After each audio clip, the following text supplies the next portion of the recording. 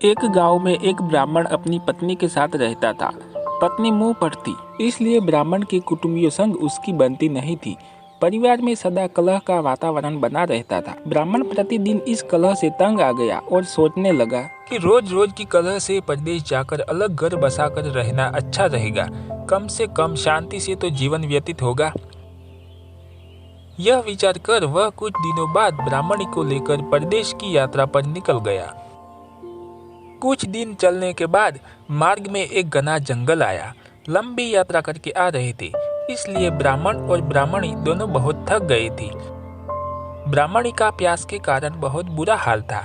ब्राह्मण उसे एक पेड़ के नीचे बैठाकर जल की व्यवस्था करने चला गया, किंतु जब तक वह जल लेकर लौटा तब तक ब्राह्मणी ने प्यास के कारण अपने प्राण त्याग दिए थे। ब्राह्मणी को मृत देखा ब्राह्मण बहुत दुखी हुआ। वह भगवान से प्रार्थना करने लगा, हे भगवान, मैं अपनी पत्नी के साथ नया जीवन आरंभ करने परदेश जा रहा था। तूने उसके ही प्राण हर लिए। कृपा कर भगवान, मेरी पत्नी को जीवित कर दो। ब्राह्मण की प्रार्थना सुनकर भगवान प्रकट हुए।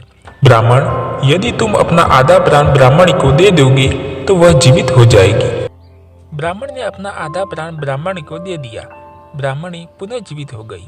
दोनों ने पुनः अपनी यात्रा प्रारंभ कर दी। चलते चलते दोनों एक नगर के बाहर पहुंचे। वहां पहुंचकर ब्राह्मण ने ब्राह्मणी को एक कुएं के पास बैठने को कहा। तुम यही बैठो, मैं भोजन की व्यवस्था करके आता हूँ। और वो स्वयं भोजन की व्यवस्था करने चला गया। ब्राह्मणी कुएं के पास गई तो उसने देखा कि एक लंगड़ा परंतु सुकुमार युवक खड़ा था। दोनों ने एक दूसरे से हंसकर बात की और एक दूसरे के प्रति आकर्षित हो गए। दोनों अब साथ साथ रहना चाहते थे। इधर जब ब्राह्मण भोजन की व्यवस्था करके लौटा तो ब्राह्मणी को एक लंगड़े युवक से बातें करते हुए पाया। ब्राह्मण को देखकर ब्राह्मणी बोली, यह युवक भी भूखा है, इसे भी भोजन में से कुछ अंश दे देते हैं, हमें पुण्य प्राप्त होगा। ब्राह्मण ने लंगड़े युवक को अपने साथ भोजन करने आमंत्रित किया। तीनों ने साथ मिलकर भोजन किया।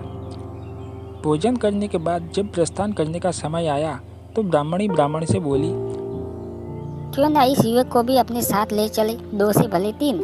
बात करने के लिए एक अच्छा साथ मिल जाएगा।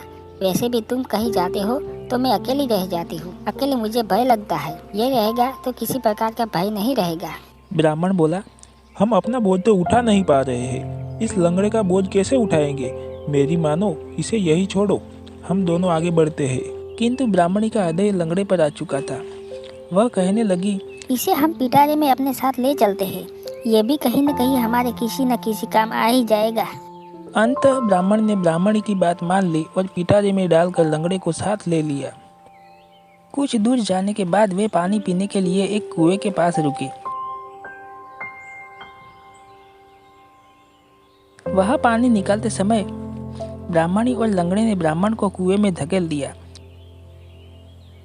उन्हें लगा कि ब्राह्मण मर गया है और वे आगे बढ़ गए। कुछ दिनों की यात्रा के पश्चात वे एक नगर की सीमा पर पहुंचे। लंगड़ा अब भी पिटारी में ही था। सीमा पर उपस्थित पहरेदारों ने ब्राह्मणी को रोक लिया और पिटारे की तलाशी ली। तलाशी में पिटारे में से लंगड़ा बाहर निकला। दोनों को राज दरबार ले जाया गया।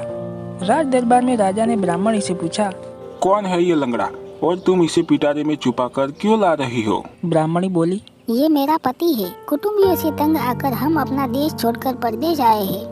कई लोग मेरे पति के बैरी हो चुके हैं, इसलिए अपने पति को मैं पिटारे में छुपा कर लाई हूँ। कृपा कर आप इस नगर में हमें निवास करने की अनुमति प्रदान कर हम पर उपकार करें। राजा ने उन्हें नगर में बसने की अनुमति दे दी और दोनों नगर में पति पत्नी की तरह रहने लगे। उधर कुएं में गिरे ब्राह्मण को कुछ साधुओं ने कुएं से बाहर निकाल लिया था। कुछ दिन साधुओं के साथ रहकर ब्राह्मण उसी नगर में आ गया जहाँ ब्राह्मणी लंगड़े के साथ रह रही थी। एक दिन ब्राह्मण की ब्राह्मणी से भेंट हो गई, जिसके बाद दोनों में कहासुनी होने लगी। बात बढ़कर राजा के समक्ष पहुंची। राजा ने ब्राह्मणी से पूछा, ये कौन है? ब्राह्मणी बोली, ये मेरे पति का बैरी है, उसे मारने आया है, इसे मृत्यु दंड दीजिए महाराज। राजा ने ब्राह्मण को मृत्यु दंड की आज्ञा दी, जिसे सुनकर ब्राह्मण बोला, महाराज, आपका दिया हर दंड मुझे स्वीकार है, किंतु मेरी एक विनती सुन लीजिए। इस स्त्री के पास मेरा कुछ है, उसे दिलवा दीजिए। राजा ने ब्राह्मणी से पूछा, इस व्यक्ति का कुछ तुम्हारे पास है क्या? ब्राह्मणी बोली, नहीं महाराज, मेरे पास इसका कुछ नहीं है, ये झूठ बोल रहा है। तब ब्राह्मण बोला, तूने मेरे प्राणों का आधा भाग लिया है, ईश्वर इसका साक्षी है। ईश्वर से डर स्त्री, अन्यथा बहुत बुरा परिणाम भोगेगी। ब्राह्मणी यह बात सुनकर बहुत डर गई और बोली, जो कुछ भी मैंने तुझसे लिया है वह तुझे वापस करने का मैं वचन देती हूँ। यह कहते ही ब्राह्मणी नीचे गिर गई और वहीं पर मर गई। उसके आधे प्राण अब वापस ब्राह्मण में समा गए थे। ब्राह्मण ने राजा को समस्त कहानी सुनाई। सारी बात जानने के बाद राजा ने लंगड़े को उसकी करतूत के लिए कारावास में डाल दिया। बुरे कर्म का बुरा फल मिलता है। जिसने आप पर उपकार किया हो उसके प्रति कृतज्ञ रहो। संबंधों में प्रेम और विश्वास को महत्व दो। किसी से धोखा मत करो।